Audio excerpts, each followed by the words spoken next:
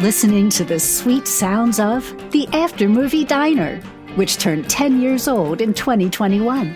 Insert suitable sounds of shock and awe now.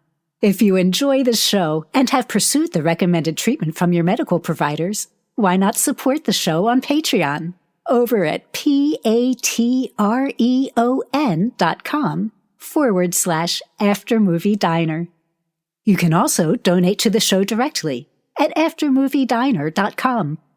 Rate and review the show wherever podcasts are found and rating and reviewing is possible. Even a 1-star review provides useful insights on exactly the sort of petty-minded and wretched individual who negatively reviews free entertainment they do not need to be consuming. And now, try to contain your outrage and yawns. Here is your host, John Cross. Hello, that's right, I am John Cross, and I eat entirely too many sandwiches which I stubbornly refuse to share with anyone, but often flaunt with wanton abandon. As you just heard, we have a new voiceover announcer on the After Movie Diner going forward. We are exceptionally happy and excited to welcome accomplished actor, documentarian, voiceover artist, horror movie host, and local B-movie icon Leanna Chamish to our podcasting family. I first came to know of Leanna's work in the films of Don Dolo and Joe Ripple that we've covered here on the podcast, Harvesters, Stakes, Dead Hunt, Crawler, and so on. She also served very often as the behind-the-scenes photographer or videographer for those movies. Most people will have seen her in the hugely popular WNUF Halloween Special from filmmakers Chris LaMartina and Jimmy George that has become a seasonal mainstay for many a nostalgic VHS junkie movie fan in the past few years. Since her start in the Baltimore B-movie scene, she has starred in films by directors such as Frank Lama, Kevin Kangas, Philip J. Cook, Justin Timpane, and others. She is also the irrepressibly bubbly horror movie host Budapest on Spooky Movie Television.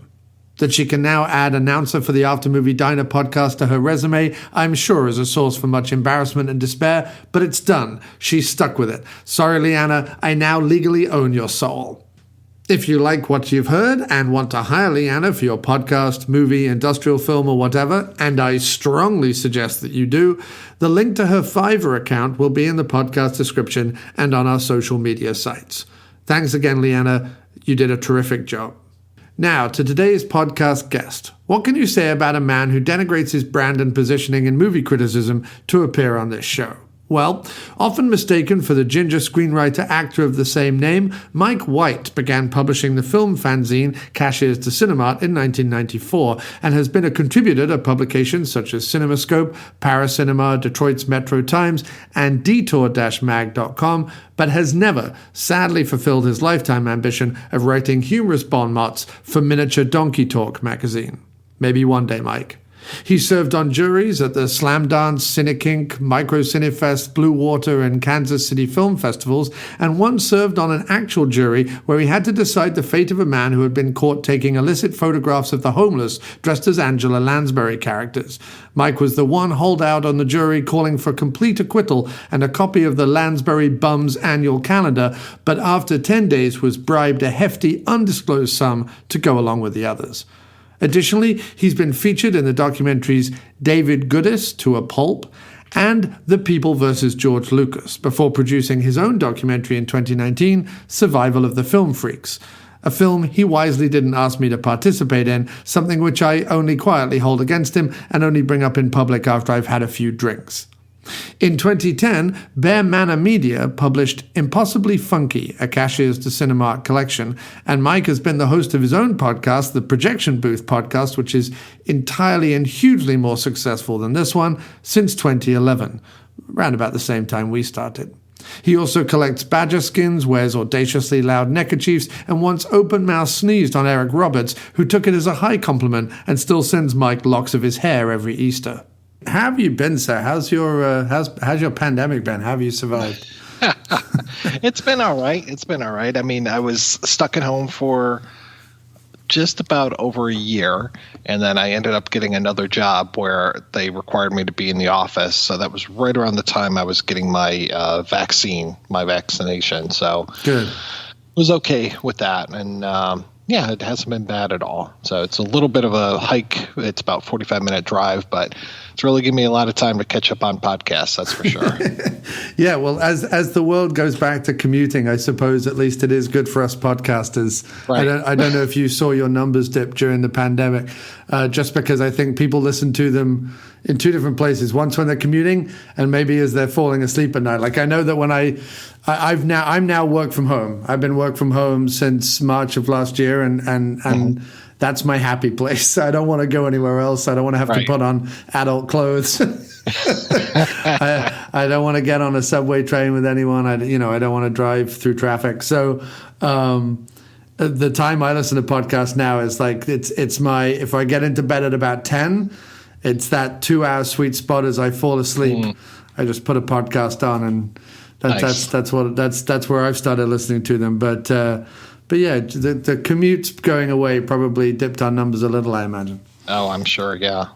Yeah, I mean, I don't hang on the numbers too much. I don't slavishly look them up all the time. But yeah, I used to a little bit more, and then I switched hosting companies, and their metrics are shit. So I'm just like, well, I guess I'm not that caught up on the numbers anymore.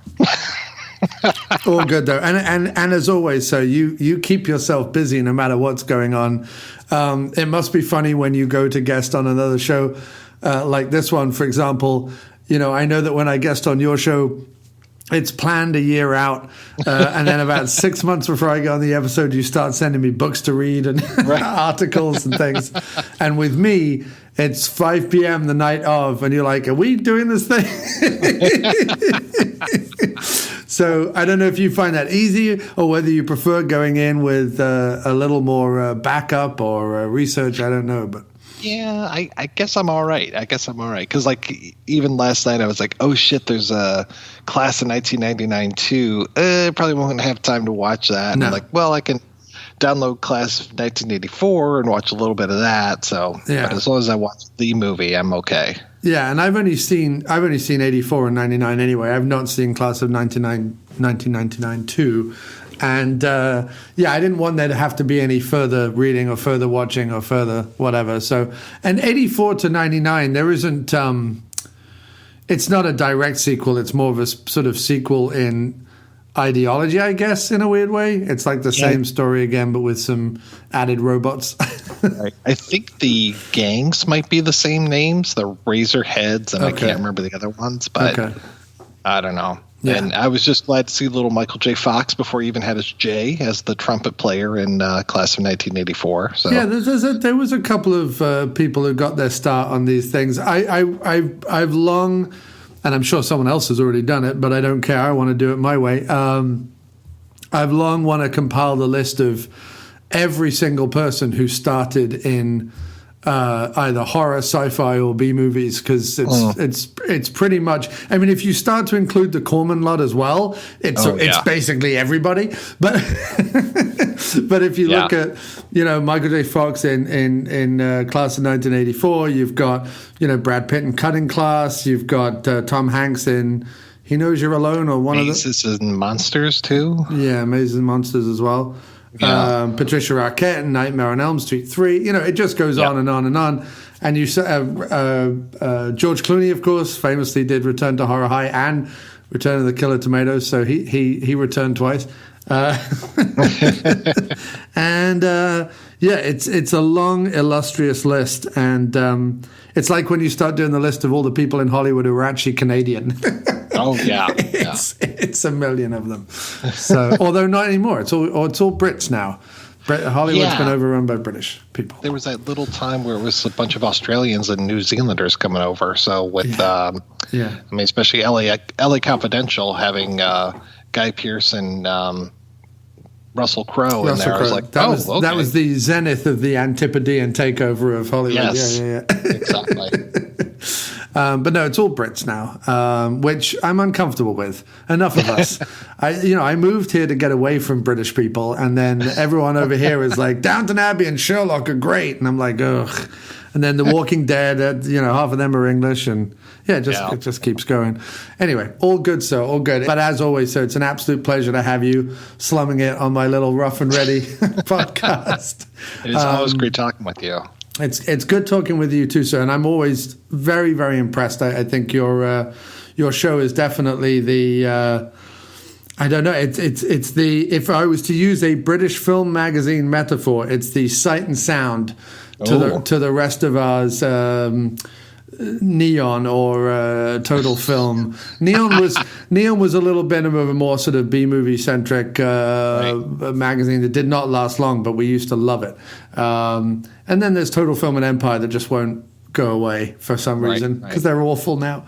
But they had their time when I was a teenager. But no, you were always the sight and sound, the creme de la creme, the top of the pops, whatever you want to call it, of podcasting. Whereas the rest of us were just like, we'll just call up some friends and talk bollocks for 90 minutes. Yeah, it works. Especially during these pandemic times. I mean, the podcast got me connected with a lot of people, and that was what I really appreciated.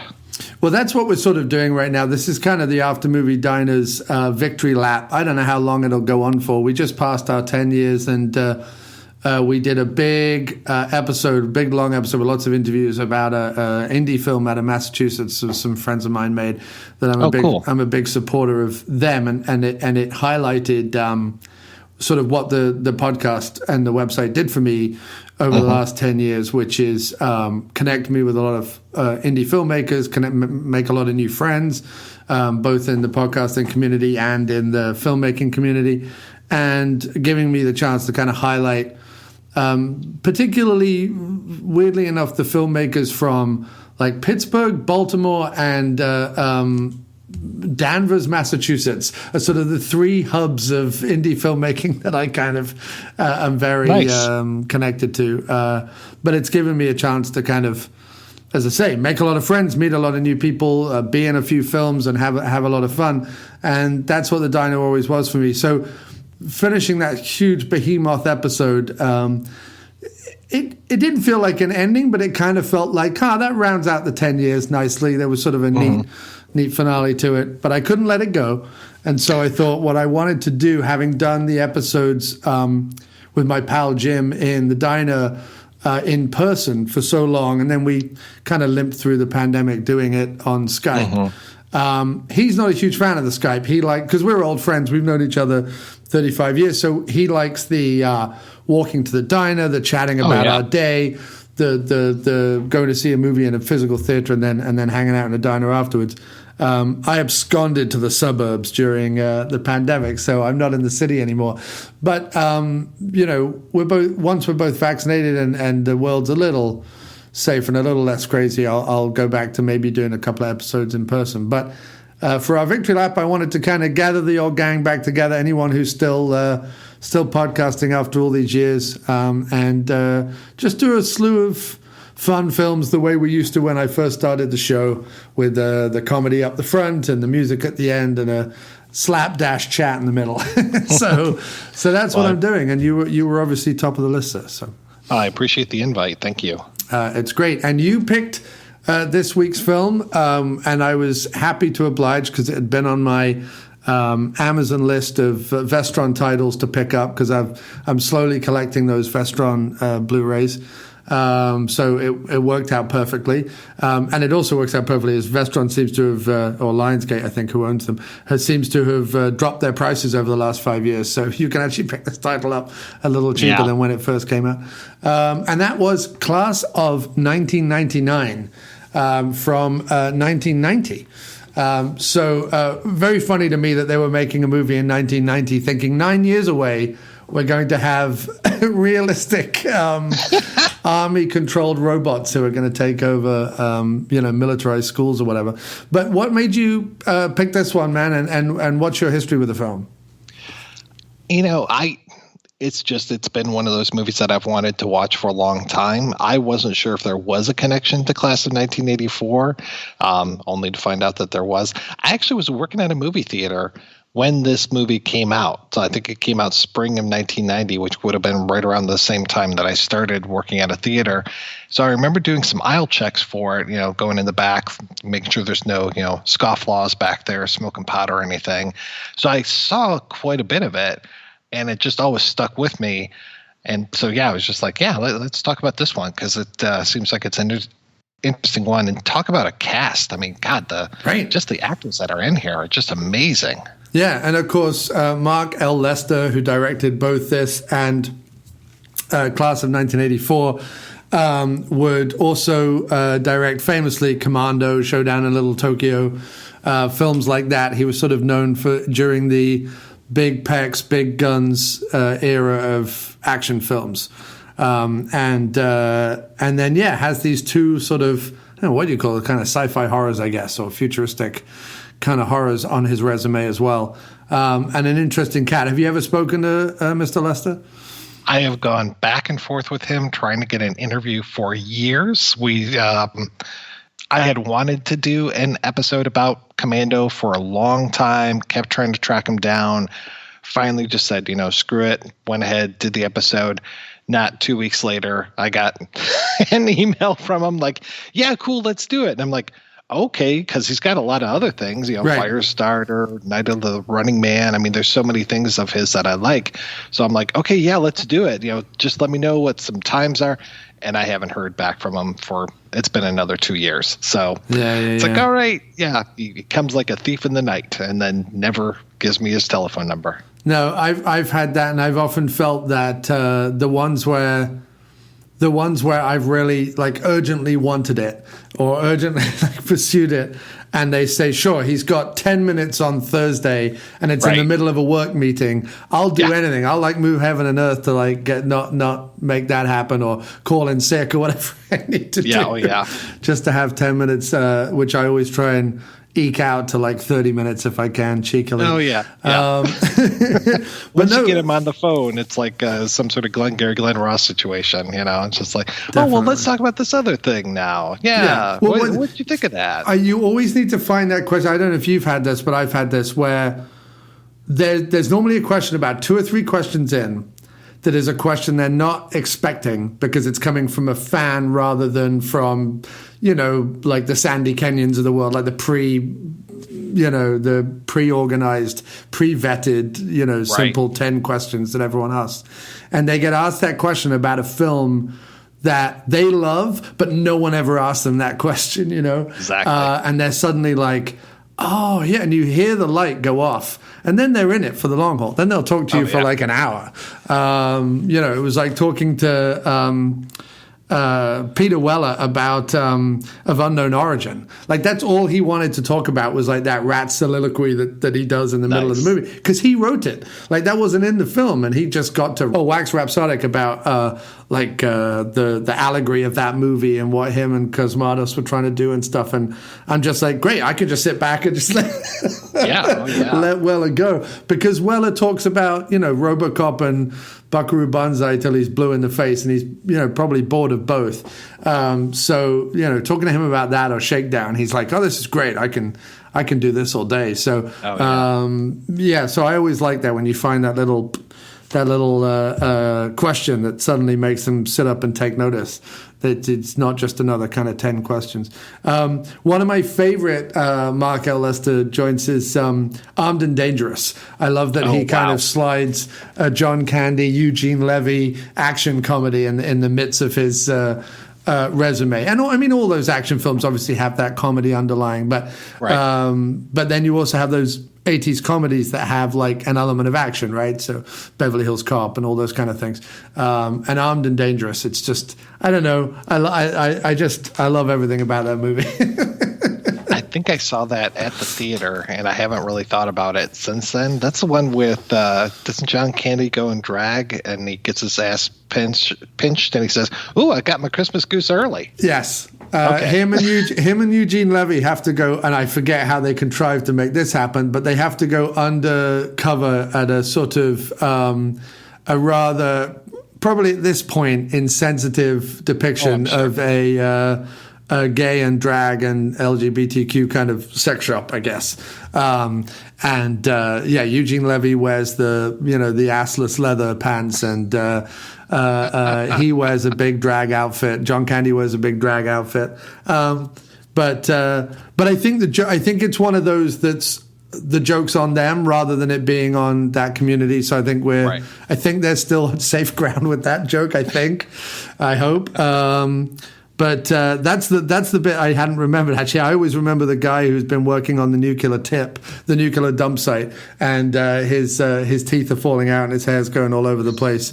And John Candy and Eugene Levy show up to work there for the day, and it sort of starts a whole run of jokes. And obviously it's got Robert Loggia as the mob boss. I think Brian James is in there. And Meg Ryan. It's one of Meg Ryan's first films. Wow. Yeah. So that's a good one. If you haven't seen it recently, check out Armed and Dangerous. All right. Oops, sorry. I wasn't ready. I was busy pickling some fish. I like pickling things. Fish, vegetables, running shoes. Anyway. Apologies. We sadly have to pause for some ads. Maybe if more of you supported us on Patreon. But there it is. The After Movie Diner doesn't endorse any of these advertisers. We don't even know what you're going to hear. It's forced technical AI wizardry. And don't fool yourself. None of us are in control. The robots are coming, and they want to sell us insurance. But yes, class of 1999. So obviously, I gravitate towards this one way more than 1984 because of the Pam Grier, Stacy Keach element, and Malcolm McDowell. I mean, yes. It's got just such a great cast of people who I will watch probably in literally anything. Oh yeah, 100%. And then the other thing that keeps you guessing is: are they robots? Are they people? Are they hybrids? Because they kind of seem to be all three. It just depends on what scene you're in.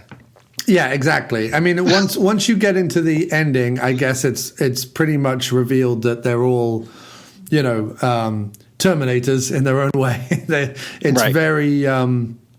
It's very stolen. The ending is very kind of pulled out of Cameron's Terminator kind of looks, but taken to a much more gloopy and enjoyable kind of B-movie finale,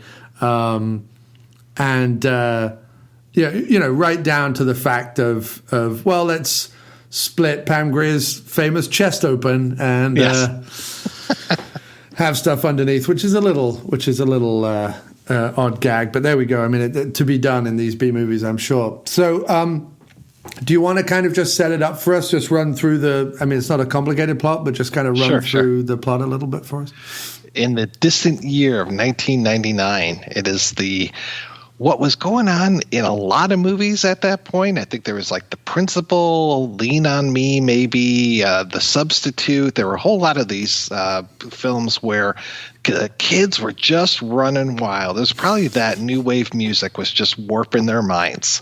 And here we've got this school, I think in Seattle. And I love the opening of this. The opening is so Escape from New York. I mean, having this map of the United States, this very primitive CG map of it, and then showing, I think it's Lincoln High School, and there's a border drawn around it, which is fantastic, talking about how it's in this zone. And it's basically Manhattan in Escape from New York. Right. And we throw all of these bad kids in this one school, and they let one bad kid is coming out of prison, and he's coming back and seeing what the state of things is, and he's eventually going to be our hero. And really the bad stuff that's going on, the worst stuff, even worse than the gang violence, is that there is a greedy corporation, I guess run by Stacy Keach, who I guess is supposed to be an albino, though I thought he was more like a cyborg with those contact lenses. He's meant to be an albino, and in fact, he cost the production a ton of money getting that custom wig made. Oh, wow. So he apparently he decided his character was to be an albino. It's not in the script. He was just like, if you're going to have me in this, I'm going to play this as an albino with a rat's tail mullet, right? So he was like, okay. He's like, I'm going to have my wig guy make the wig, and then you're going to have to pay for it. Like he was saying this to the producers or whatever. Right. When the producers got the bill, before seeing the wig. They were like, "Jeez, what did he do? What did he go and do? Like, who did he have make this wig?" But apparently, when he showed up on set, they all thought the wig looked so good that it was worth the money. That's what they say now with hindsight. It doesn't look good. It looks ridiculous. I mean, it looks good from a B movie ridiculous Stacy Keach in a rat tail mullet, white mullet wig, but it's yeah, I mean, it doesn't look good in this. You don't look at it and go, "Wow, what a fantastic wig! It's worth the hundreds of thousands of dollars they paid for it," or whatever. But that's what he wanted to do, and he got the contacts and everything else. However, he did not bleach his mustache, so he's not really, because if you're an albino, you wouldn't grow a black mustache. You have no pigmentation, so it's this odd hybrid of like, well, it's Stacy Keach on the bottom, albino on the top, I guess. Well, and like his eyes, I think, would be more pink than these kind of like weird bluish things that he has going on. At first, I thought he was blind. Yeah. And then I was like, oh, no, he's a cyborg. Yeah. And then I'm just like, when I'm reading the notes and it's like he's supposed to be an albino, I'm like, okay, sure. Yeah. If that's what you want to go with, that's fine. But I like it because it's one of those things where you get an actor like Stacy Keach who is sort of a renowned theater actor, but also has done these sort of fairly serious parts in film and is known to have some gravitas to him and some presence to him, most definitely on the screen.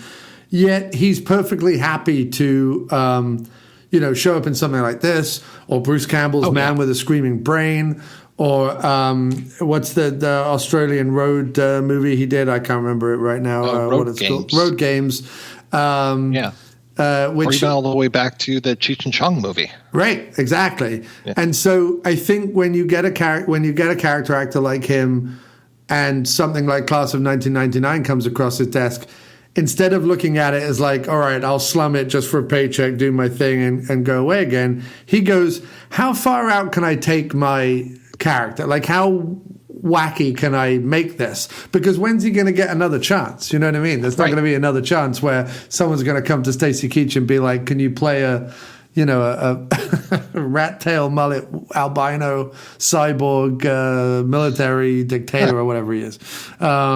So he relishes it, and I think that's entirely the right way to go into a film like this. Is what paints can I get out of my paint box that I haven't used before, and just throw them all over the canvas.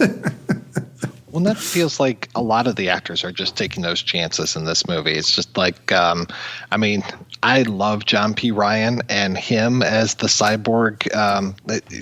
He's not the gym teacher. He must be the chemistry teacher, I think he is. Yes, I think it's so, weird. Yeah. There's only like 3 subjects in this entire school, and all 3 are being taught by these cyborg/robots. Yes. And the only reason why I'm casting doubt on there is because when we have our first incident with Pam Grier, that they keep saying like, oh, her breathing is changing. And I'm like, well, if she's a robot, she shouldn't be breathing. So why are you talking about that? Why do they have vital signs? Like, it doesn't really make a lot of sense.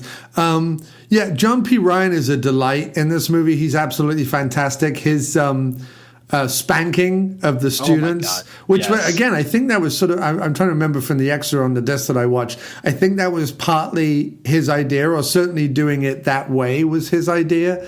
And there's just something it's utterly menacing, while also being completely hilarious, while also being kind of while we know this went on in schools for a long time, corporal punishment, certainly in the UK,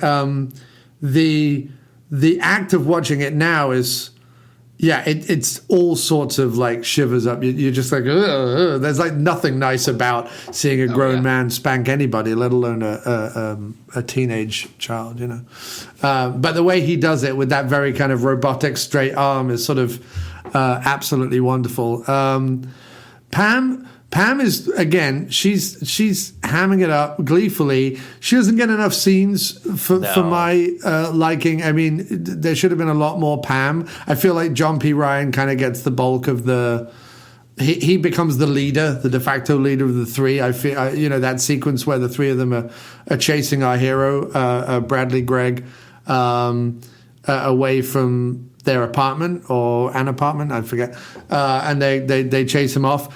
I feel like John P. Ryan is the one who's like, right, gang, let's chase after him. Like he kind of becomes the de facto leader, so he gets more screen time. But yeah, Pam's great in the movie, but again, doesn't get a lot, which is always one of those things. Like when she comes out of the 70s, it really in the late 70s throughout the 80s, while she works almost constantly, it's always in these kind of roles where, she shows up in 2 or 3 scenes and isn't really used as much.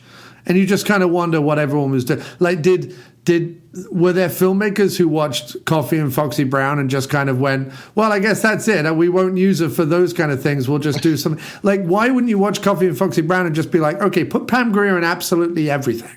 Exactly. It just makes no sense to me, because then Tarantino does it and everyone kind of, oh my God, she's amazing, blah, blah, blah, blah, blah. And then they still don't put her in anything. But, right. But I mean, it's as a sidebar, and I know we've talked about sort of the African-American filmmaking of the 70s before on your show. But it is remarkable, especially recently, right? We've had a lot of resurgence of discussion of kind of diversity in Hollywood and African-American filmmaking. And obviously like Black Panther was sort of a big topic and things like that. And, people kind of talk about the Spike Lee era and a lot of the actors to come out of that a lot and kind of praise them and so on. And I just, every time I'm just like, could someone mention, Fred Williamson or Pam Grier or, Thalmus Fasula or something? Like, could you mention one of the guys who like literally effing paved the way for decades of these films and for people to have long careers as well they should have done.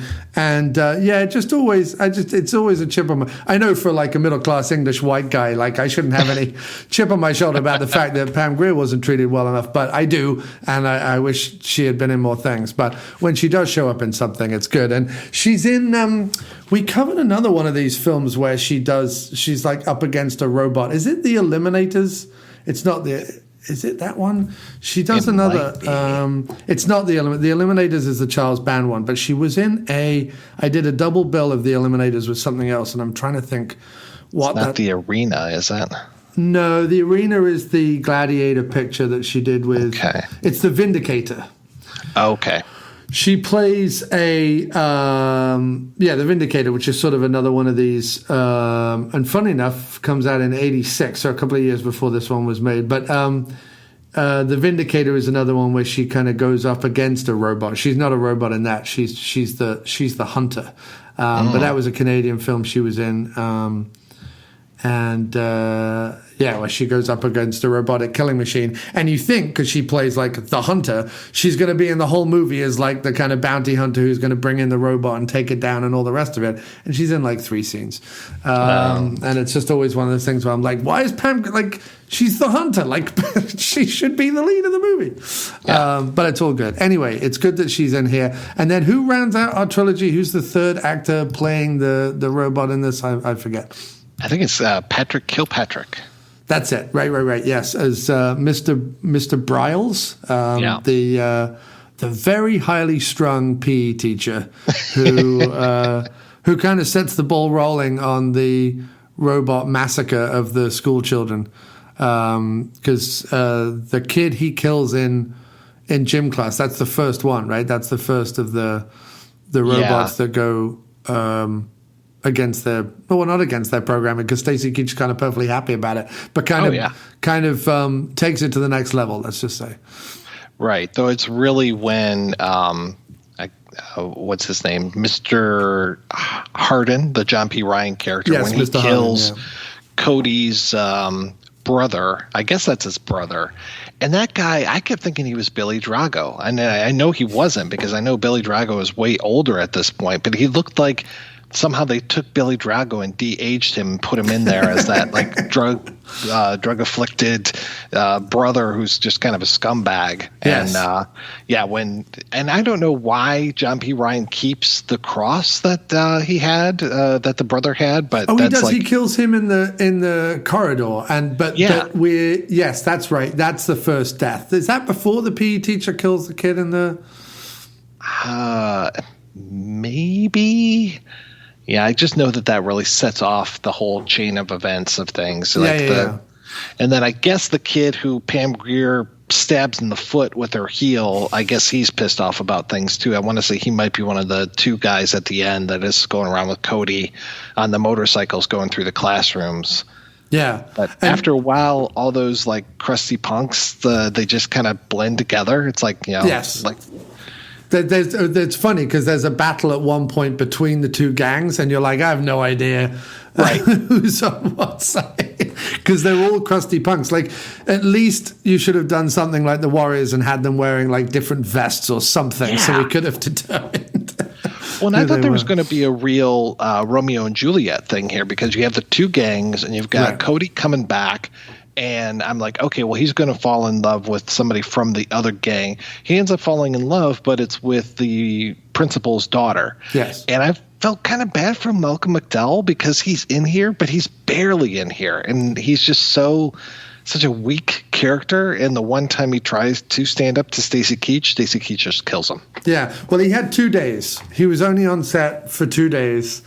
And in that time, and I don't know whether he's in there because of the. Well, no, I do actually.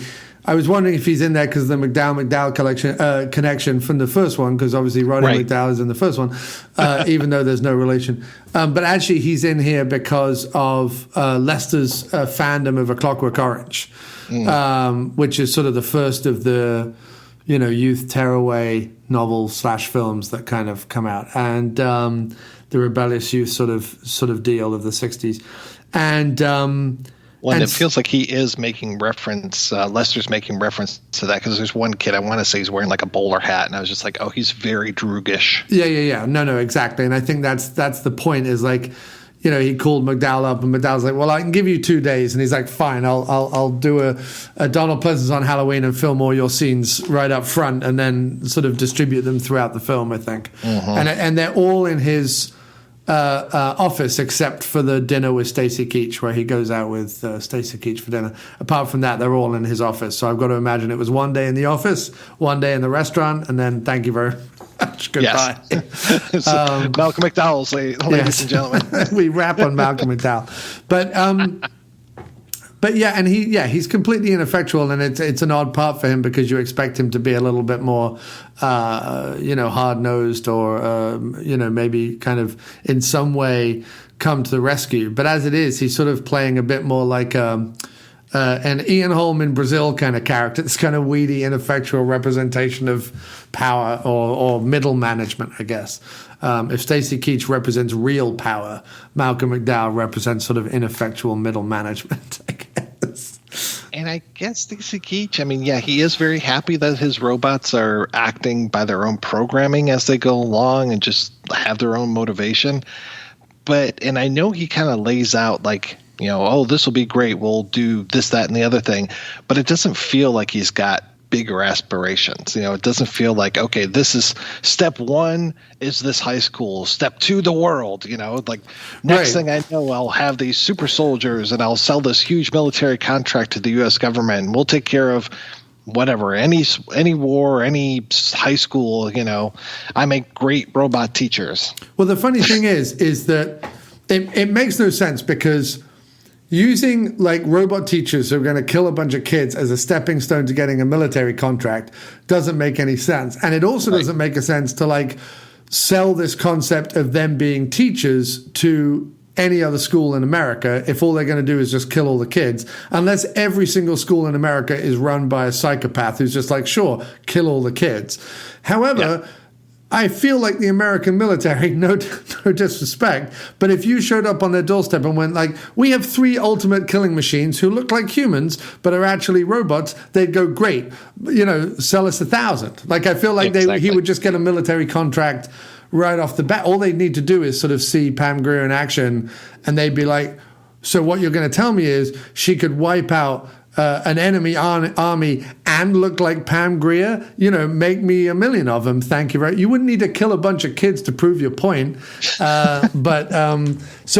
His plan in general makes no sense unless you just look at him as a psycho who just doesn't like kids, and he's just gleeful that his robots are like running amok and killing people, which it's absolutely fine. I mean, it's a B movie called Class of 1999. That's absolutely fine if that's his motivation.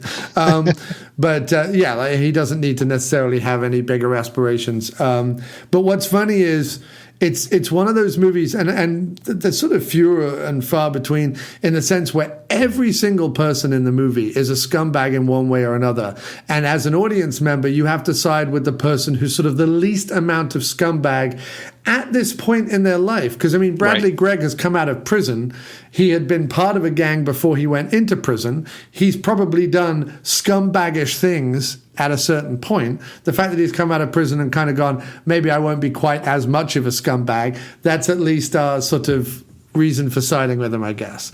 And then the fact that the 3 robots run amok and kill a bunch of kids is our reason for siding with the 2 gangs. And then what's funny is the gangs decide to come together and then just sort of become cannon fodder until we boil it down to like the 3 or 4 people who are living at the end of the movie. Yeah, it is a massacre in this film. It truly is a ridiculous massacre. And Bradley Gregg, I've not seen him in many other things, but he has one of those. He has a very kind of 80s Sean Astin, Toy Soldiers kind of vibe to him. Oh yeah.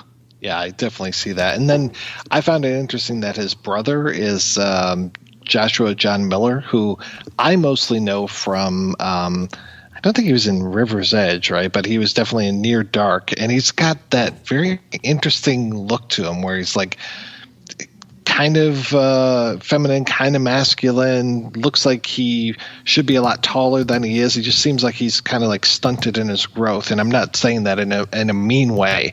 It's just he's got a very unique look to him. Yeah, he also looks like a little bit like the bassist or the guitarist from R.E.M.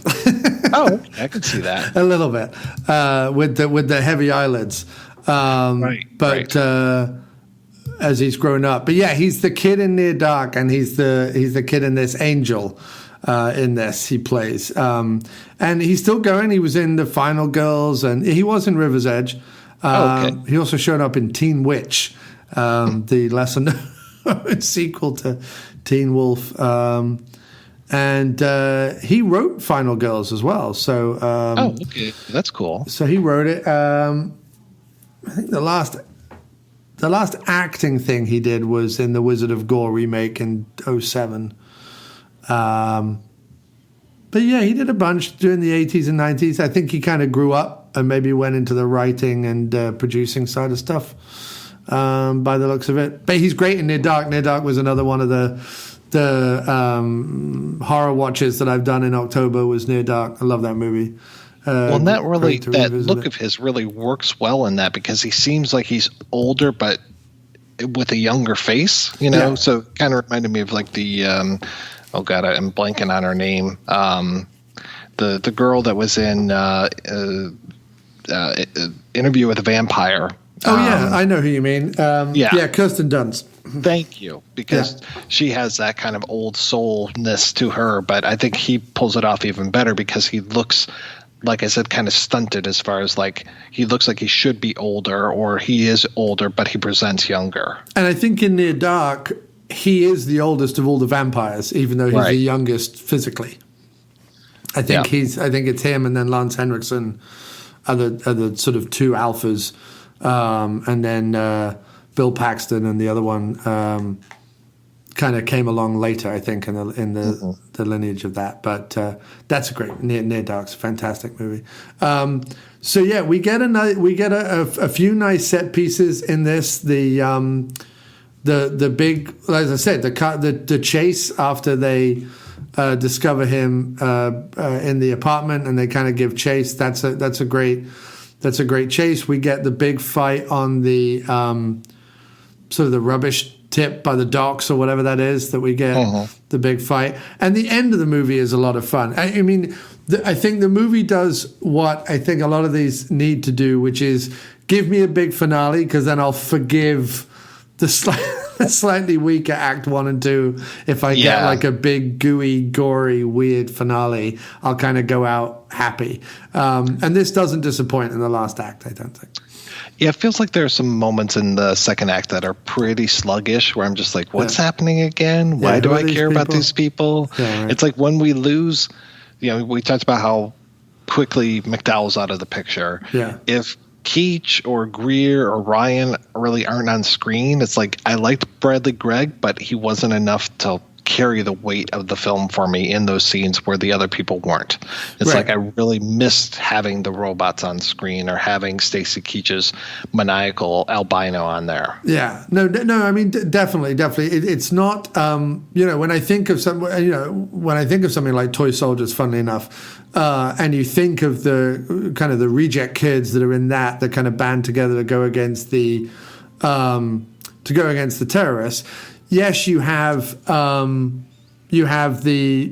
wonderful character actors playing the terrorists and playing the teachers. You've got Louis Gossett Jr. and you've got Wishmaster. I'm going to think of his name in a minute. I'm getting to that age, man, where I just can't remember names anymore.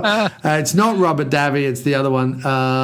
Right. He was in Lost. He was one of the guys. I think he had an eye patch in Lost. Yeah, he does. What's his name? Fuck. He's got one of those names where you can pronounce it a few different ways. So I was listening to a podcast recently, and I was just like, "Is that really how you say it? Is that how you say Andrew Divoff? Andrew Divoff, or is it Divoff or Divoff? Yeah, Divoff or Divoff. But yes, Andrew Divoff. At least in that movie, where you're entertained by the Louis Gossett Jr. and the Denham Elliots and so on. The actual cast of kids is relatively charismatic. You are, even as an adult watching that movie, you are kind of going along with them and enjoying their kind of rambunctious nature and their daring do or whatever. Like, it's a good kind of boys' own adventure, that movie. This lacks that. I couldn't, like you say, as you start going through, like, oh, there was that guy and then that guy got killed or whatever. Like, I don't know any of them. Like, there was the jerks, and then there was like Bradley Gregg, who was sort of, he's still a jerk, but he's like a slightly nicer jerk. And then the only really like nice kid that you really don't want to see anything bad happen to is the principal's daughter. That's the she's literally the one good kid in a school full of assholes. Right.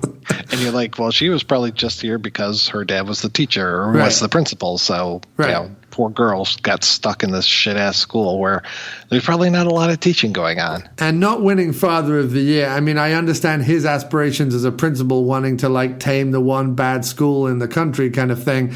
But really, you're going to subject your teenage daughter to the... Like, he didn't walk the halls of the school when he was, like, auditioning for the job, interviewing for the job, and kind of look at the halls and think to myself, I don't want my daughter here. Yeah. No, he's just like, fuck it, we're going to move cross country. I'm going to become principal of school. You're going to go to this place. It's hell on earth, but enjoy it, Try not to get raped, and thank you very much, good night, kind of thing. Hardly Father of the Year at all. But, that's literally, like, Bradley Gregg is our hero because he literally stops the principal's daughter being raped in broad daylight in, like, a schoolyard. Yeah. That's kind of the movie we're talking about here. And you're right as far as like, oh, there's the guy with the hat. There's the guy with like some makeup on his face. It's like the characters in Surf Nazis Must Die are so much more better drawn than these characters. I'm just like, who are we again? Do you even have names now? Well, I mean, it's a classic, like, how do we mold or meld the the Warriors, Mad Max, Terminator, 1984, whatever. How do we kind of meld all that stuff together and just kind of make a kind of a B-movie romp? and and have a little bit of human interest in there with this love, this love affair couple at the heart of the story. But outside of that, we're not really concerned about anything else. We're not concerned about defining how the robots work. We're not concerned about defining who the kids are or why they're two fractions of warring gangs. Like, I don't know, in most stories where there are two opposing gangs, there are normally some other normal kids in the school who either have to deal with the gangs or are trying to bring the gangs together or something. Right. Like I say, there are no the school is just split down the middle by these two gangs who are just beating the hell out of each other or shooting each other whenever they want. And then they come together to fight the robots, only to 95% of them die horribly. Yes. But that's fine. I mean, that's absolutely fine. I had a lot of fun with the film. I mean, it's certainly well, for a movie that clearly did not have a huge budget, it puts all of it on the screen, I think, which I'm always very appreciative of. I think the art director does a great job of kind of defining the kind of futuristic, hellish kind of spaces we find ourselves in. I love that they had a plane crash chassis brought onto a field somewhere and made that kind of a part of the backdrop of one of the gang's hideouts. I forget which one. And then utilizing like the docks and the garbage heap and all that. That's all good fun. And then, like I say, the end, while it does have some hokey effects by 2021 standards, for late 80s, early 90s B movies, it was perfectly serviceable. And I love the idea that I'll buy that there's a robotic skeleton underneath sort of some form of like living tissue that makes up these things. But then the fact that they can also then grow guns, like it's like the Marvel thing. In every Marvel movie now, they press a button and whatever they're wearing, whatever helmet they have on, whatever weapon they have, just disintegrate. It just disappears. It goes down into like a little chip. And in Marvel movies, they've never even explained it. Like at this point, they've just kind of gone, it started with Guardians of the Galaxy where he just presses his thing and his helmet goes down. You go, well, that's fine. That's the future. That's space. That's whatever. I'll buy that. But suddenly everyone does. Iron Man's helmet disappears. Ant-Man's helmet disappears. This is just technology we accept. Yeah. And I think in one movie, I think Iron Man says that it's nanites. And then I think that now that, Spider-Man is like his ward, basically. Now Spider-Man's got all the nanite technology in his suit too. Yeah. I'm not sure about Ant-Man though, how his helmet just disappears. Yeah, well, I mean, none of it makes any sense, and it really does frustrate me because I would much prefer. You just think of the gags you could have of like trying to get a helmet off or having hair or whatever. I mean, it writes itself. But no, in this movie, apparently they have like guns and flamethrowers up their sleeves.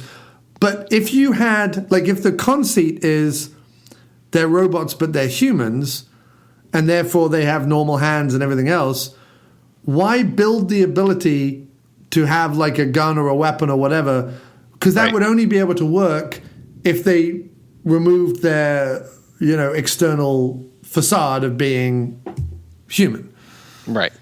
So it's sort of like a fail-safe, like a plan B, plan C. I don't know. Like it's, but sure enough, the moment their skin starts coming off in the end sequences, they've all got bazookas or flamethrowers or whatever that just magically, the robot just magically builds them, and then there's gas in the tank, I guess, or bullets in the tank. I don't know where they're secreting those on their body, but that's. Yeah, it was interesting when Pam Grier looks at her hand and starts to melt and stuff. I'm just like, okay, what's going on here? I'm not really following what's happening in this film. It was a bit of like Street Trash or Slime City started coming into it, and I don't mind that. Like as I said, once the ending kicked in, I was all for this, and it had enough set pieces throughout the movie to keep me entertained. I mean, it's not one I'm going to be putting in like every single year religiously, but.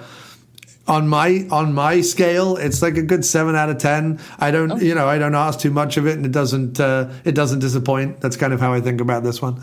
Exactly. I wasn't very bored. Like I said, there were a couple moments in the second act where I was like, okay, this could use a little bit of a kick in the pants. But every time one of those robots or Stacy Keach came on screen, I was like, okay, I'm all for this.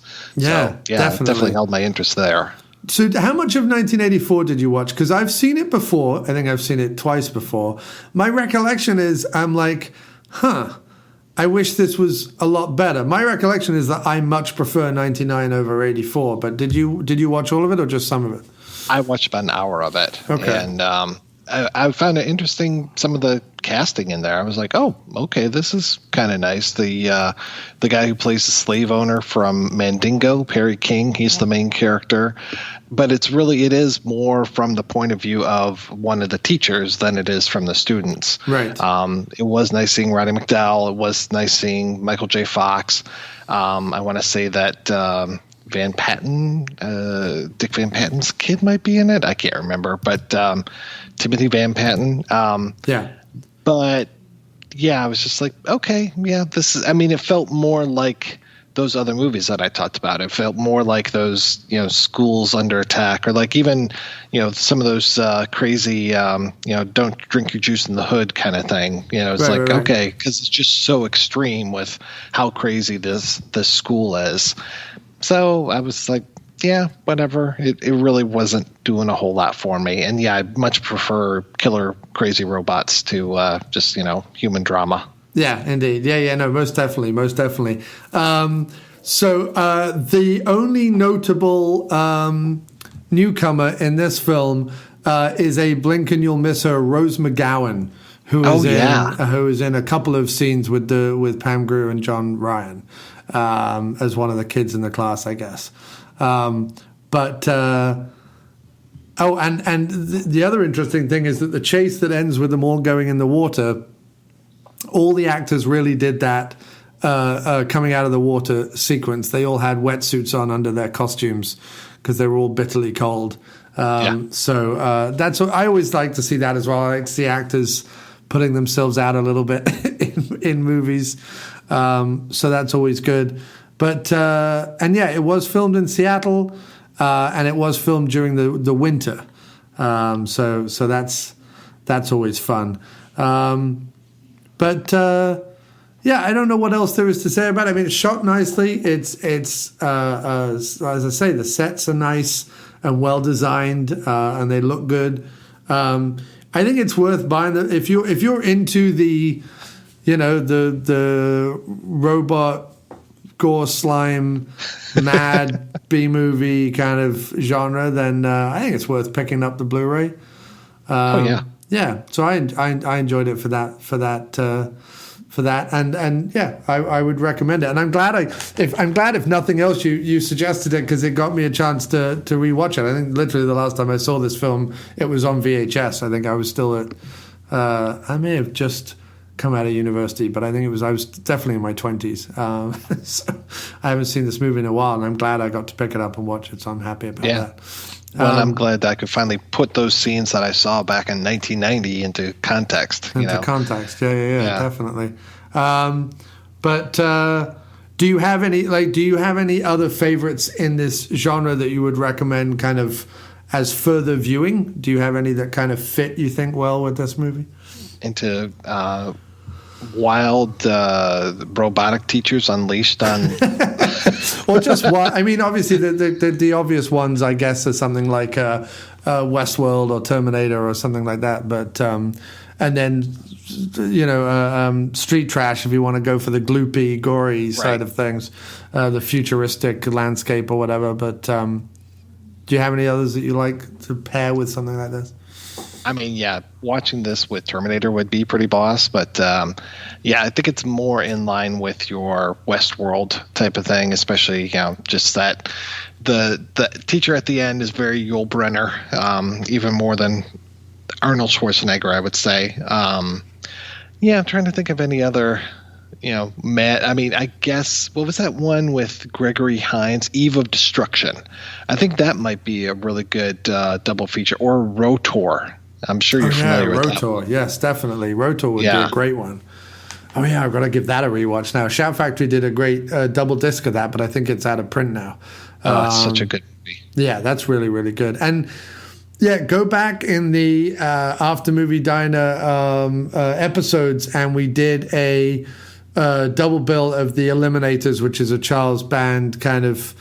It's sort of a weird, like Indiana Jones meets the future meets robots meets whatever. I don't know. It's sort of like it's kind of an action adventure romp. It's not really a sci-fi, but there is a half man, half tank robot in that movie, The Eliminators and The Vindicator. So we did a double bill of The Eliminators and The Vindicator, which is sort of definitely in this wheelhouse.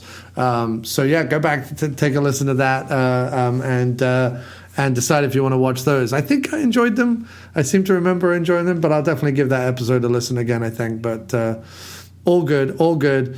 So, Mike, what have you got coming up on the projection booth, and what can people expect from you going into the future, sir?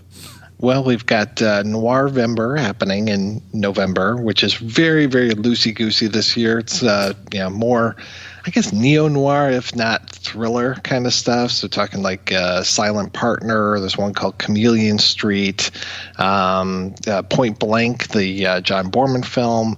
And then the only real proper noir that we have is Lady from Shanghai. Oh, it's such a good one, yeah. Oh, yeah. And then December's really kind of a grab bag, just kind of wrapping up the year with no real theme, but doing some more sci-fi, like touching on The Matrix and Flash Gordon. So we've got a couple good sci-fi films out there that are coming up. And then, and then we started all over again in January when got a lot of, speaking of Clockwork Orange, that's going to be our first episode of 2022. So nice. Finally looking at that one. And are you speaking to Malcolm for that? Or? I would love to speak to Malcolm about that, but so far, no. So far, I've spoken just to the biographer of Anthony Burgess. So that was a really good conversation. Nice. Excellent. Well, you always get the best interviews as well. Like, I'm always thoroughly impressed.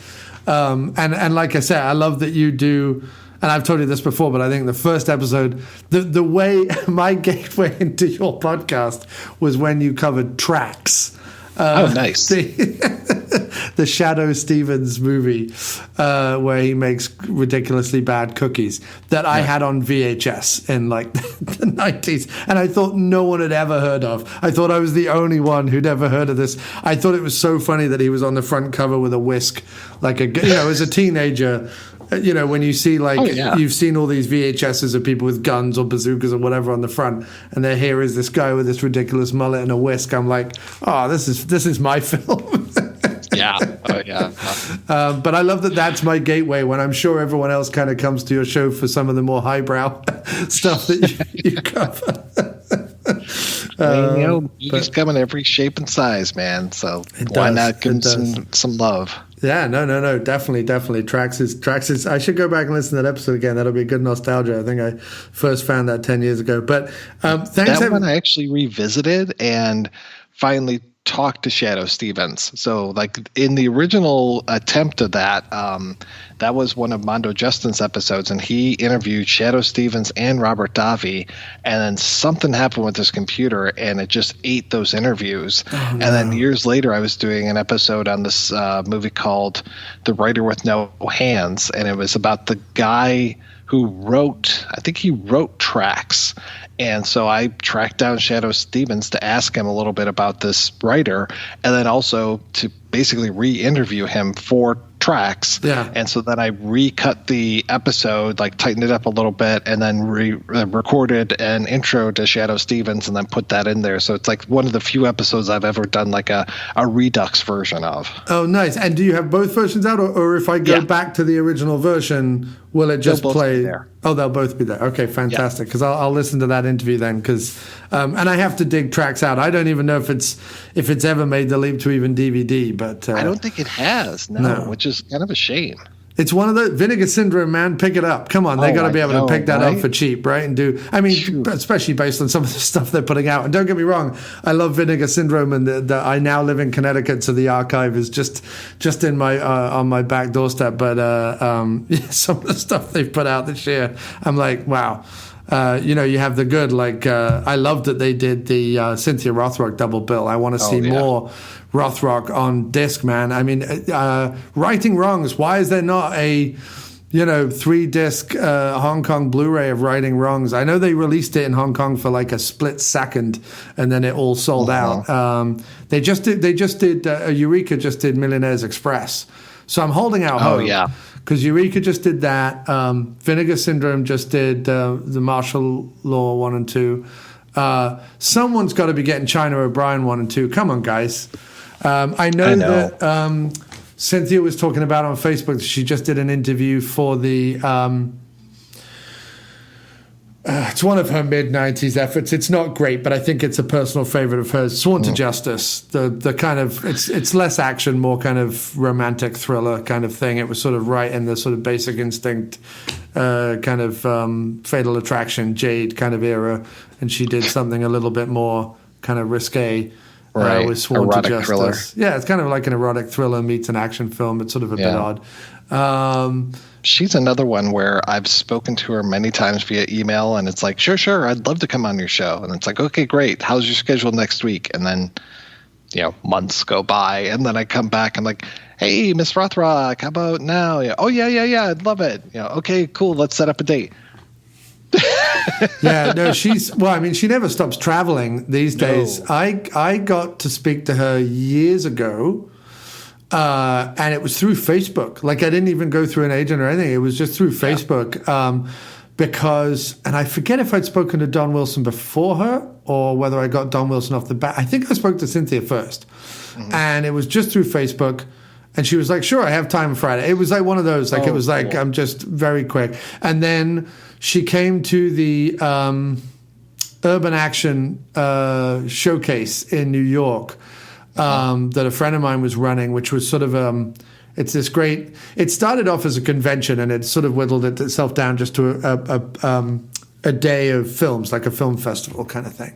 But it's a diversity-focused action showcase cool. Festival. So it brought Fred Williamson in, they brought Don Wilson in, they brought Cynthia in, they brought a whole bunch of different Tamac was there.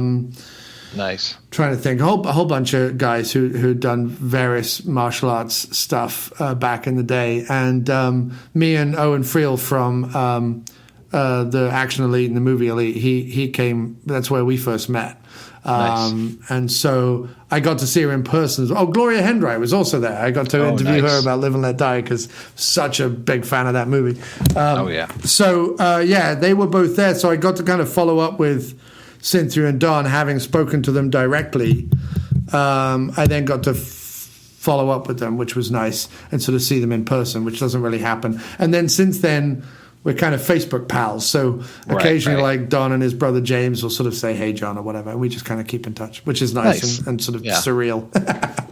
But when they did the Martial Arts Kid, I did a little thing for them because it was premiering, quote unquote, at the Anthology Film Archives in New York. And I went down and covered that for them. But that's great. Yeah, so I mean, she's definitely, she'll definitely do it, but it just takes a bit of pushing. Did you see her interview with Scott Adkins when Scott Adkins was doing his The Art of Action series on YouTube? No. So Scott Adkins is obviously, I mean, he's another one, by the way, who just he emailed me recently and said, "Oh my God, that man is just filled with charisma." I was kind of unfamiliar with him, but then he was showing up on Stuntmen React, that Corridor Crew series. He did a couple of those. My God, I'm just like, I think I'm falling in love with you, sir. You are just amazing. Scott Adkins he is phenomenal. He had a little bit of the when I first spoke to him, because I've spoken to him a few times, he had a little bit of kind of the British kind of negative, self-depreciation kind of thing, and not always in the best way. Weirdly enough, so did I spoke to Darren Shalavi, the other British martial artist who sadly passed shortly after I spoke to him. Nothing to do with me, but shortly after I spoke to him, he sadly passed away very, very young. And he too was sort of one of those who had a very kind of self-depreciation about himself, even though they were both really making a go of it. They were both in sort of multiple movies a year and stuff. I think Scott just doesn't like that he's languishing in B movies. He always makes a go of it. And he's trying to work with interesting people, and that's not to downplay some of the movies he's done, but I think even he looks at it and kind of goes, "Oh my God, why do I have to do? I've done some real shit, and I wish I hadn't," kind of thing. Yeah, I spoke to him a while ago, and then out of the blue, I got an email where he's like, "Hey, John, I got a new movie coming out." This was last year. In fact, it's now on American Netflix and doing Legacy of Lies. That was it. Okay. It's now on American Netflix, and it's doing very well for him on there. But it was sort of a very little release. It was sort of tucked away in the middle of nowhere. And he was like, "Hey, I'm doing the Legacy of Lies. Like, would you interview me and the director about the film?" Oh, cool. Scott. But he didn't. It wasn't like, it was just like his email, like Scott, 64 whatever, blah, blah, blah, at gmail.com. Like, it wasn't. Right. So I'm like, is someone punking me? So I email Owen, because I know that Owen, who's interviewed Scott many times and interviewed, Van Damme and Tony Jaa and Michael Jai White and people. He's done the whole gamut of guys. I was like, dude, is this Scott's personal email address? Like, you're the only other person on the planet that I could ask. And he's like, yeah. That's Scott always emails from that address. So I'm like, okay, I guess he remembered who I was. It's like one of these surreal moments where I'm just like, what the hell? Like, I mean, I know I'm over here toiling away, doing my little podcast and whatever, and I never make too much of it. And this is not me blowing my own trumpet. This is more just me being a fanboy, kind of being like, and I emailed him back, and he's like, "Oh, cheers, John. It mean a lot to us on the film and stuff and whatever." And I did one of my video stream episodes on straight to Facebook because I was doing some StreamYard stuff last year. I kind of dropped it now because it sort of becomes too complicated. But I was working with StreamYard last year, and I kind of did some live to Facebook stuff, and because I thought, well, Scott has such fans, especially on Facebook. He's got a couple of million followers or whatever, that they'll join in and they'll chat and they'll ask us questions, and it won't just be me kind of winging it. Because Legacy of Lies was fine, but I mean, I don't know. I'd much rather talk to Scott than the director, and it was great. The director was lovely, and I asked as many questions as I could, but it was sort of one of those where I knew I'd have to vamp a bit, and I was hoping that there would be. But all you get, unfortunately, is when you do something like that, is just reams and reams of people either being like, "I love you, Scott," or, can you say hey to Jeff or whatever, or people asking questions in languages I don't recognize, because he has a lot of fans, in Asia in Eastern Europe, and so I'm getting all these kind of like, I don't know, can someone please respond in English? And he was also having it because he was obviously quarantining at home with his family, and he had to be out in his car, so it was not the ideal scenario, but that was fun. I've talked to him about that, and then he's got One Shot coming out, which I have a screener for, which is the one that's essentially tries to do. What was the one that District 9, whose name is escaping me, but he just did one recently, Hardcore Henry or whatever it was, that was all in one shot, lots of stunts, and it was all done supposedly in one shot. Sholto Copley, that's it, yeah. Scott's just done one called One Shot that is his martial arts style, but all in one take. Oh, cool. Nice. So I'm going to watch that because it's coming up 1st of November, I think. And then hopefully I get to speak to him about that. So it's weird coming through the 10 years and sort of saying, well, I know I can always email Scott Atkins or Brian Trenchard Smith. Like, there's a few of them that I can just always email. Brian's been on the show 3 times, and Clint Howard's another one. Like, Clint and I are pals on Instagram. That's pretty cool. He just posted this really sweet thing about his new wife. He got married last year, and he just posted this really sweet thing about his wife. And I'm all about that. Like, I post gushy stuff about my wife all the time. And I was like, "Oh man, I love to see this. This is great, Clint. You keep it up, keep it up." And he was like, "Oh, thank you." It's just weird. I don't know how we get to this point. I don't know. It's like 10 years of just being a fan. I've not gone any further with the show. The show's not listened to by any more people, but I keep having these great experiences. Cool. That's all you can hope for, man. But it's really good, man. I genuinely meant it at the beginning. Like, it's a real testament to the community that both you built and I built and others in this game. There's not many of us that are still doing it from our original kind of group, and it's wonderful to kind of keep it alive in this way and keep in touch this way. So I hope that guesting on each other's shows or doing whatever long continues. Just kind of definitely fun to check in every year and see how you're doing. But well, look, tell everyone where they can find you. And anything else you want to pimp or anything else you want to say, but it's been a real pleasure chatting with you tonight, Mike. Well, I always appreciate being on the show. I mean, our conversation about Pit Stop all those years ago was probably one of my favorite conversations that I've had in a long time. So that was a lot of fun. We've done two of my favorite ever podcasts. The one on what was the Western we did with Jimmy Stewart and Robert Mitchum. It wasn't El Dorado, it was the other one. No, it wasn't Jimmy. It wasn't Robert Mitchum. It was Jimmy Stewart and John Wayne, Man Who Shot Liberty Valance. That's hands down the best guest spot I've ever done on it. It's the most interesting conversation I've ever had with. That was a lot of fun. Yeah, that was great. And Pit Stop, man, Pit Stop's. I fucking love that movie. It's just so beautifully shot. It's just incredible.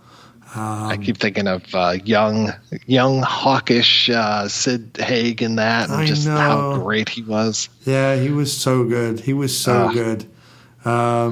Jack Hill, man. That's. I know. You know, it's funny. I'm a big fan of Jack Hill and a big fan of Brian Trenchard Smith, and I know that Tarantino goes on about them all the time.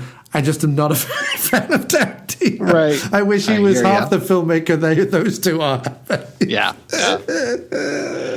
But write a script and let those guys direct it. Yeah, right. Exactly. Let's do them some favors, and that would be fantastic. Because I don't know, Brian Trenchard Smith, man, when he's firing on all cylinders, some of his stuff like Man from Hong Kong and Turkey Shooting. Oh hell yeah! Some of those are just so much fun. And Jack Hill. I mean, fuck, his resume is incredible. Oh God, yeah. So I want to pick up that new Arrow disc of Switchblade Sisters. Oh yeah, definitely. Yeah. That looks great. I still get sent. That's my problem. Is I get sent some of the Arrow screeners, but they don't have any of the covers or anything. But then I was then buying the disc because I'm kind of I already have the disc. Like I should just be happy with that. But I do. There's the odd. As a collector, there's the odd Arrow disc that I'm like, no, I have to have the full kit and caboodle for that one. I guess too that would probably be a good double feature with Class of 1999 because it's that kind of weird, like it feels like it's set in future time, even though they don't really come out and say it if memory serves. It just feels like it's like in this weird liminal space of like street gangs and all this kind of stuff, and it feels like that's a normal thing for this world. Yeah, no, definitely. I love Switchblade Sisters, and it's it comes off the back of all those kind of motorbike gang movies that were always pretty male driven. So I like that Jack Hill, has done that several times, not just his work with Pam Grier, but often was the guy who was doing the female take on the kind of male dominated genres, which I always like. Because give me that any day of the week. I think it was, I forget what movie it was, but Jim and I went and saw some film, and we came out of it, and I was like, if I never see another film that features like a 30-something schlubby dude, it'll be a day too soon, because I'm so done with it. I'm so done. Yeah. It's also funny. Over the weekend, my friend Nick and I watched. The original Invisible Man, the Claude Rains 1933 Invisible Man, which is just phenomenal. But one of the things that also cropped up in it, and I'm like, because it's such an incredible work. It maintains a lot of the violence from the book, which you don't expect it to, for a movie from the 30s. And the effects are fantastic and everything. The cast of extras and character actors around them, they've all got like caricaturish kind of gargoyle kind of faces, but they also look like they look like people. And then, you know, we've talked a lot about sort of the 70s and 80s leading men who, they're not handsome by anyone's definition of the word handsome, but they are charismatic and interesting and different and you know, human looking and weird looking and just fantastic. And then I don't know how we wound up here where even in B movies these days, everyone looks like a 18-year-old lingerie model. And I'm just like, I'm not interested in any of you. None of you are appealing to me. Like all of the Chris's and all of the, I've no interest. You know, everyone just looks like they just stepped out of Vidal Sassoon. And I'm like, you were the least interesting people. Give me a movie starring M. Emmett Walsh, and I'm interested. But give me a movie starring Chris Pratt, and I'm like, I'm just not interested. Whatever. Like I don't. Enough already. You know what I mean? Like a buffed up Kumail Nanjiani. I'm like, I mean, all right, I guess.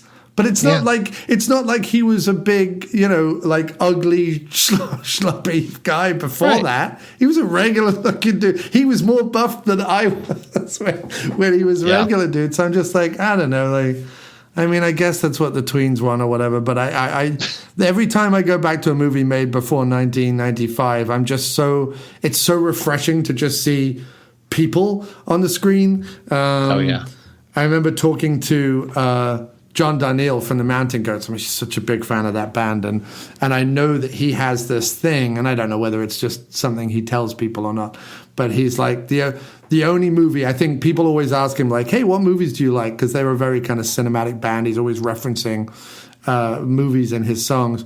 And he goes, the only movies I watch are movies in which teenagers get carved up by someone in a mask. Like, I only watch slasher films, essentially. And we talked to him, and I talked to him about it, and I was like, the joy of watching old slasher films is just how normal everybody looks. Like new slasher films, everyone's plastic and greased, and, you know, the tits don't look real, and the men are implausibly handsome, and, you know, I'm not interested. I like it in the 80s when people just looked a bit, you know, fluffy around the edges. I like that. That's what I want to look at. And we had a whole conversation about it, and, you know, and it, the thing I always get into an argument about is because I guess you've kind of tread on dangerous territory, but the number of actresses who I really, really liked growing up who have now done face work, right? Right. To stay youthful or relevant or whatever they perceive the pressures of Hollywood to be in order to do that. Or maybe they've done it for themselves, which is totally cool, totally legit. Yeah. Absolutely fine. No disregard to that. No disrespect to that. But when you're in a movie and you're playing distraught housewife, or you're playing, or as Nicole Kidman's about to do, playing Lucille Ball, you can't have plastic surgery. Like, I'm sorry. Like, it immediately takes me out of the film because I'm not watching a real person doing something. I'm watching a Hollywood starlet who can't smile normally anymore. And again, do what you want. Like, she has the best career, biggest career. Like, she's doing fantastically well. Who am I to say anything at all? You know what I mean? I'm sure she'll be great in the role. But, you know, every time when they say, I love it when they go like, Jennifer Aniston's going to play like a dowdy housewife in this. I'm like, no, she's not. No, she's not. Because no housewife I've ever met looks like Jennifer Aniston, even on her worst day. Like, that's not going to happen. I've been trying to make my way through the 2013 Carrie remake, and I'm like, Chloe Grace Moretz is absolutely beautiful. You know, she shouldn't be playing this ugly duckling character. You know, right? Exactly. It's something people seemingly don't think about anymore. They just kind of go, well, Nicole Kidman's popular, so we'll put her in the picture, or Sandra Bullock or someone, and every time I see them in a film, I'm like, but I'm not buying you as like a train operator or something. Right. Where'd you get the money to do that to your face? Exactly. You know, I'm not buying you as the president or something. Or like there aren't many roles other than famous Hollywood actress that I would buy with you looking like this. So I don't know, that always that bothers me as well, especially when you think of some of the other actresses who they may get little work done ever so often, but have essentially aged, as naturally as you can imagine. Like someone like a Laura Linney or a Susan Sarandon or someone like that. Right. Like at least Patricia Clarkson or somebody. Right, Patricia Clarkson or Helen Hunt or someone. Like at least there's and maybe funnily enough, we just listed a bunch of people who should get a lot more work and don't. So maybe that's exactly. Maybe that's the sad world we're living in. Anyway, I don't know how we got onto this, but so to find me, you can go to projectionboothpodcast.com, and I've got all my links for my Instagram, my Twitter, all that kind of happy horse shit over there. So feel free to stop by and check out the show. Yeah, fantastic, mate. And everyone listen to the Projection Booth podcast. I guarantee there's at least 100 episodes that would be on films that you'd be interested in. How many episodes are you on to now? You must be up there. I think this week it's 544, and then there's all the specials and bonuses that I don't count, and other than by episode number, and I know for a fact we just hit episode 300 of the bonus stuff. And you've been doing this, what, about 11 years now? Or you started just before me, just right? a little over 10. I think you and I started right around the same time. Yeah. Well, congratulations and well done. Same to you. You've been clearly doing it every week, whereas I'm a slacker. I'm only at 343 episodes, so I was only doing 34 episodes a year as opposed to the full 52. But I'll take it. It's still more... I worked out one day that I've written about 9 hours worth of comedy, just if I took the sketches and averaged them at about 2.5 minutes a sketch, that I've written about 9 hours of comedy, which is more than the entirety of like a season of Python, and I'm only one guy. So I'm like, okay, I'll take that, I guess. Yeah, between that and the music, I mean, that's damn hard work. So, I mean, your promos are works of art. I haven't done a promo in so long. I got into a Twitter podcast share group kind of DM thing, and none of them asked for promos. Like, I know we offered them. Like, people were like, "Hey, we have promos and stuff like that," but people are like, "We don't really do promos anymore." I think it's because they have. All these podcast aggregators now have ads built in. Right. Spreaker forces me to put whatever it is, 4 ads in or whatever now. That to then start also, I'll promote the guest, like whatever the guest is doing. And I have guests who come on who are authors and musicians and podcasters and so on. But to then fill the middle of the podcast with like 4 or 5 things, it also becomes, I mean, I'm very thankful that you've done it, and that's a much bigger stage than I deserve. So I'm very happy about that. But I always feel like there's that thing of, there was at least 3 or 4 years where I was playing, 4 or 5 promos every episode, and I would listen to the corresponding episodes, and they would never mention me, and that was fine. But at a certain point, you're like, well, what am I doing? And it's taking up time and so on. So I don't know. Things were different 5 years ago, I think. But I'm just kicking back and talking to the people I love to talk to, and that's good. Having fun and enjoying it. So keep it up. Anyway, Mike, thanks so much for being here tonight. Have a great time, and let's speak again soon, my friend. All right, sounds great. Thank you. Bye now, man. Bye. Bye. Yes, we've come to the end of the show. That wasn't so bad, was it? You can move forward now with the confidence that you are a survivor. To play us out, here's some new music by Miscellaneous Plumbing Fixtures, which you can find on Bandcamp, Spotify, and wherever music is found. Even TikTok, which we don't understand. We're old and find your childish, vain pursuits confusing. Good night.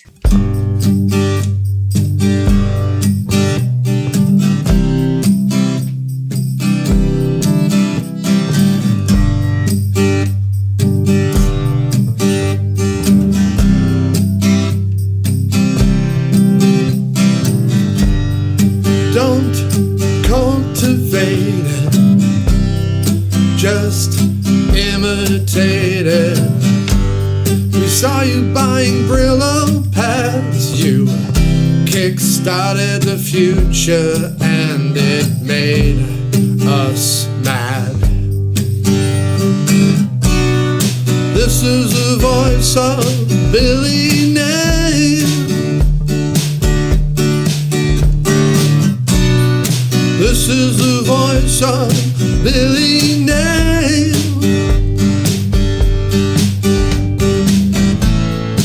And you'll never be the same after 15 minutes of fame. This is the voice of Billy Nail.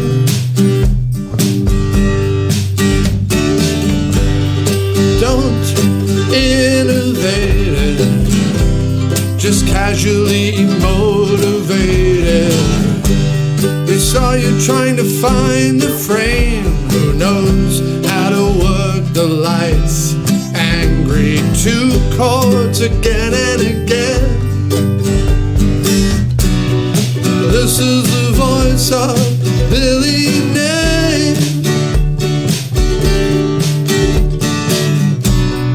This is the voice of Billy Nail. I was there, the gallery in flames, Michigan fairgrounds and great acclaim. This is the voice of Billy Nail.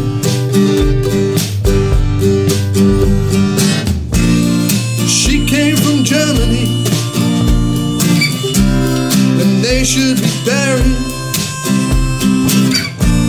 They renamed the building. We could have made it if we'd hurried. She made her mark, and you kept it stuck. Billy Nail.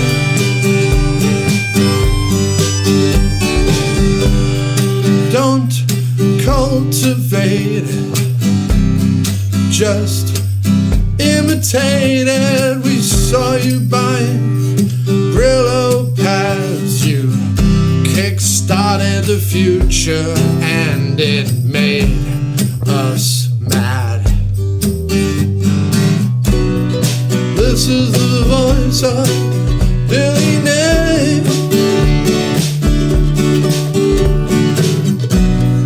This is the voice of Billy Nail.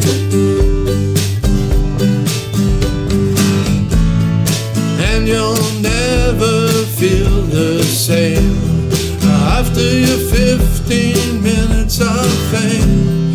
This is the voice of Billy Nail. This is the voice of Billy Nail.